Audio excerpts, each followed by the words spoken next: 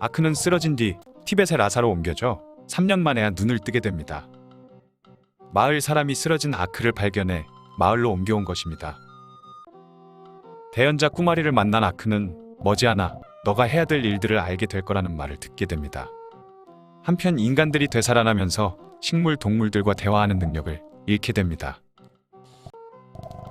잠시 후 메이호우 씨가 방문하는데 메이호우는 손녀 메이린이 대부분의 시간을 폐허가 된 마을에서 보내고 있다며 걱정합니다. 그녀는 로우란이라는 마을에서 부모와 함께 살고 있었는데 전쟁으로 지금은 폐허가 되었다고 합니다. 그리고 죽은 부모를 늘 그리워해서 날마다 폐허가 된 로우란 마을로 간다고 합니다. 꾸마리는 아크에게 너가 깨어남과 동시에 메이호우가 이곳에 왔다는 것은 분명 의미가 있을 거라며 메이호우와 메이린을 위해 힘을 빌려달라고 부탁합니다.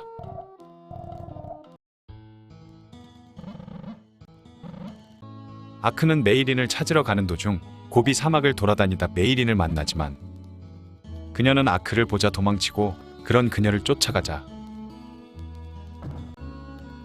폐허가 됐다면서 어째서인지 멀쩡한 로우란에 도착하게 됩니다. 마을 사람에게 이곳이 사라진 마을이 아니냐고 물어보지만 무슨 소리를 하는 거냐고 합니다.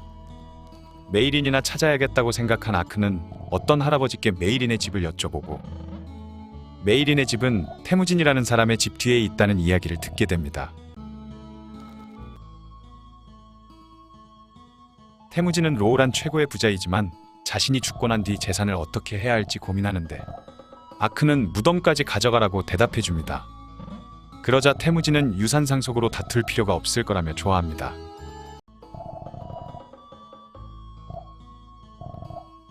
메이린의 집에 도착한 아크는 메이린의 엄마가 알려준 벽난로로 들어가 메이린을 만나지만 메이린은 아크에게 나가라며 마을을 떠나라고 소리칩니다. 할 수 없이 아크는 메이린을 두고 여관으로 가서 한숨 자는데 갑자기 요미가 여긴 뭔가 이상하다며 아크를 깨웁니다. 밖으로 나가자 좀비가 걸어다니고 있었고 로우란이 고스트타운의 본 모습을 드러낸 것입니다. 이자들은 신기루를 이용해서 사람들을 끌어들이는 거라는데 요미는 서둘러 나가자고 합니다. 메이린의 집으로 가보지만 메이린은 보이지 않았고 그녀가 떨어뜨린 붉은 스카프만 있을 뿐입니다. 요미는 메이린이 기르고 있던 개가 있으면 메이린을 찾을 수 있을 거라고 하고 메이린이 터보라는 개를 기르고 있었던 걸 기억해낸 아크는 개를 찾아 나섭니다. 한참을 찾아 헤매다 공동묘지를 발견하게 되고 그곳에서 메이린의 개 터보를 찾게 됩니다. 터보에게 스카프 냄새를 맡게 메이린을 찾게 하자 터보는 아크를 메이린이 있는 곳으로 안내합니다.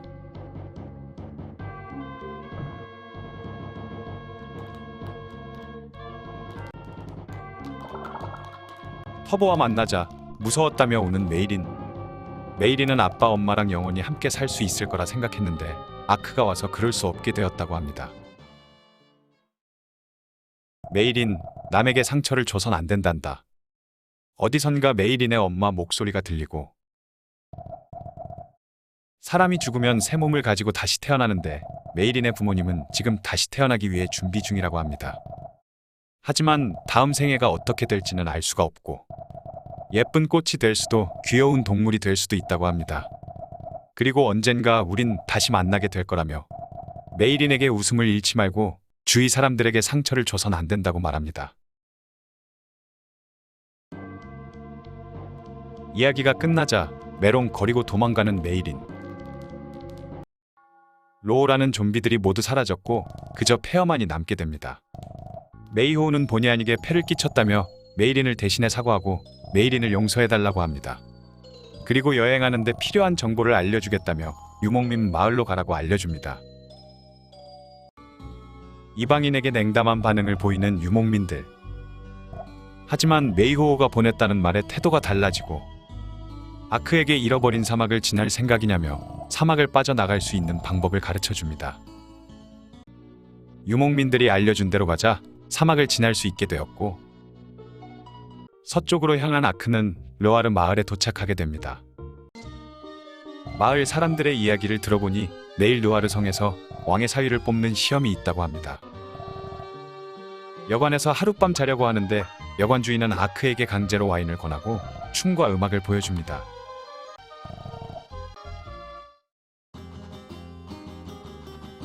그리고 서비스 비용으로 엄청난 액수를 요구하는데 아크는 돈이 없다고 하자 여관 주인은 돈이 없으면 여기서 노가다라도 시키겠다고 합니다.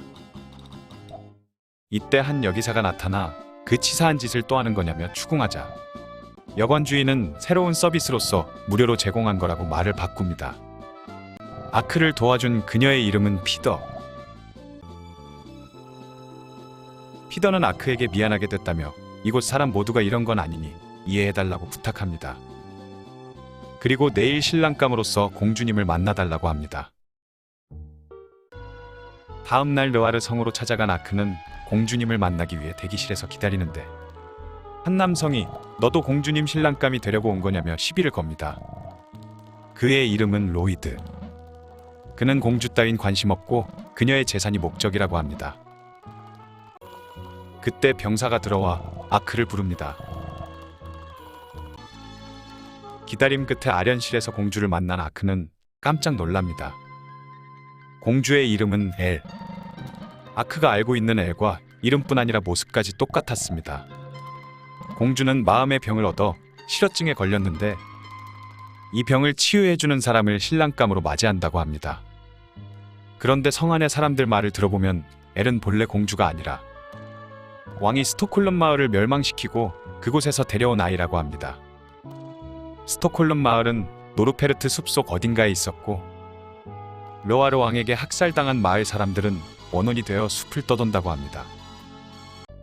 노르페르트 숲으로 간 아크는 입구에서 로이드를 만나고 로이드는 정말 이 숲에 들어가는 거냐며 마귀가 살고 있을지 모르니 정신 똑바로 차리는 게 좋을 거라고 합니다. 그리고 한참 숲을 헤매는데 아크는 뭔가 이상하다며 누군가 따라오는 것 같은 느낌을 받게 됩니다. 이게 소문의 유령이란 건가? 아크는 겁먹지 않고 계속해서 전진하고 더 깊은 숲속에서 개피리를 발견합니다. 그런데 뒤에서 갑자기 비명소리가 들렸고 소리가 들린 장소로 가자 메이린이 박쥐떼에게 공격받고 있었습니다. 엉엉 울고 있는 메이린. 아크가 여기서 뭐하냐고 묻자 메이린은 심심해서 따라왔다고 합니다. 그리고 방해하지 않을 테니 자신도 데려가 달라고 합니다. 고생 끝에 메이린과 함께 스톡홀름에 도착한 아크. 그곳은 아크의 고향과 너무나 닮은 마을이었습니다. 메이린은 우연의 일치로 비슷한 거 아니냐고 하지만 아크는 그런 것과는 달리 너무나 똑같다며 놀랍니다. 그런데 이때 늑대 무리가 나타나 아크와 메이린을 포위하고 늑대들은 조금이라도 움직이면 달려들어 공격할 것 같았습니다. 여기서 벗어나려면 아크는 숲에서 주운 개피리를 떠올리고 그것을 불자 늑대들은 흩어져 도망칩니다. 그리고 엘의 집으로 간 아크는 엘의 가족 사진을 발견하게 되고 메이린은 엘의 부모님 환영을 만들어 엘에게 보여줄 수 있다며 그럼 엘이 힘이 날 거라고 합니다. 단 이건 어디까지나 아크와 엘이 결혼하지 않는 조건이라고 하는 메이린. 성으로 돌아온 아크는 메이린의 도움으로 엘에게 환영을 보여주고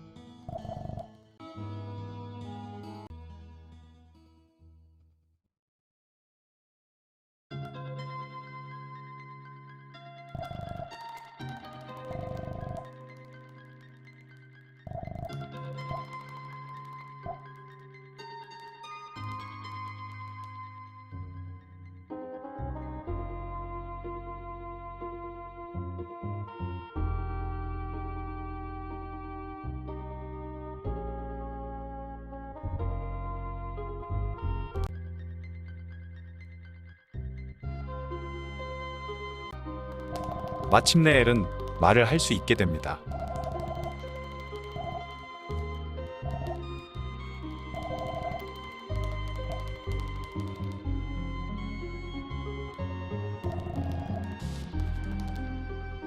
그러자 왕은 말을 바꾸어 공주가 피곤한 것 같다며 아련을 취소하고 아크에게 여관에서 대기하라고 합니다. 메이리는 일이 잘 돼가는 것 같다며 좋아하는데 하지만 뭔가 이상한 게 있다고 합니다. 왕의 얼굴이 너무 창백하고 이것이 엘의 과거와 무슨 연관이 있는 것 같다고 합니다. 메이리는 일단 배고프니 여관에서 쉬자고 하는데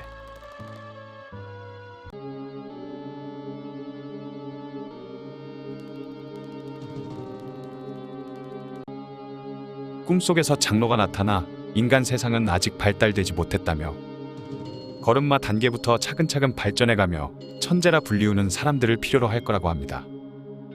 그리고 산맥을 지나 남쪽으로 가라는 계시를 하고 그곳에는 아직 미숙한 천재가 바다에서 너의 도움을 기다리고 있을 거라고 합니다.